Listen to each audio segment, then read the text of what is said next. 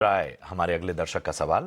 BHEL Bharat heavy electronics limited 303 के स्तर पे इन्होंने खरीदारी की हुई है।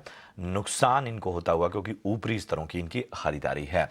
स्नेहा बताएं, BHEL कैसा लगता है? अभी तो खैर आप इस सेक्टर और तमाम पहलुओं पर बात भी कर रही थी, लेकिन इनकी बाइंग थोड़ी ऊपरी स्तरों की है। BHEL शायद थोड़ा मोमेंटम में स्टॉक आ सकता है बजट के पहले। बट ओवरऑल अगर हम देखें तो पावर और पावर रिलेटेड जितने भी स्टॉक्स हैं उनमें काफ़ी प्रेशर है, क्योंकि सेक्टर अपने ही कुछ इश्यूज से स्ट्रगल कर रही है। तो कहीं ना कहीं डिमांड और सप्लाई का मिसमैच है, और सप्लाई काफ़ी स्ट्रॉन्ग है, और ग्रिड लेवल कंजेशन होने से वो सप्लाई ओवरऑल डिमांड को मीट नहीं कर पा रही है। तो इसके कारण पूरी सेक्टर काफ़ी स्ट्रगल कर रही है।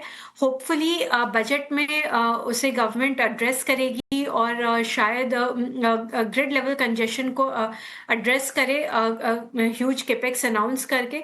तो काफ़ी कुछ लिंगर करता है बजट में, कैसे क्या अनाउंसमेंट्स आते हैं। अगर पॉजिटिव अनाउंसमेंट्स नहीं रहते हैं तो ये सेक्टर वापस प्रेशर में ही कंटिन्यू करेगा।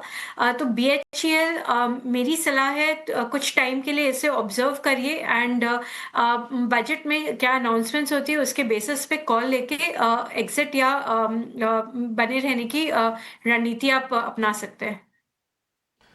चलिए, तो बजट के हिसाब से जो है वो थोड़ा सा आपको इसके मोमेंटम का इंतजार करना होगा। रंजन सिंह हमारे अगले दर्शक हैं। कोचीन शिपयार्ड इन्होंने खरीदारी की हुई है और 1664 इनकी बाइंग प्राइस है। इनकी बाइंग प्राइस से थोड़ा नीचे है स्टॉक का। नुकसान यहाँ पर इनको 15,500 के आसपास का होता हुआ। तेजस, कोचीन शिपयार्ड पे राय दीजिए। 1664 की बाइंग है।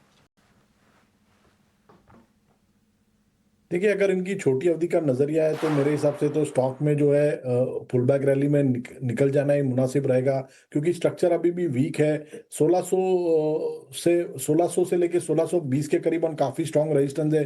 जब तक ये लेवल सरपास नहीं होगा, फ्रेश बाइंग मोमेंटम आएगा नहीं। और नीचे में जो मेजर सपोर्ट है वो 1475 का है, जो लॉन्ग टर्म सपोर्ट है। बट क्योंकि चार्ट स्ट्रक्चर वीक है, मेरी राय यही रहेगी, अगर कोई पुल बैक रैली आती है तो उसमें से निकल जाना ही मुनासिब रहेगा। तो ये है राय आपको मिलती हुई कोचीन शिपयार्ड पे।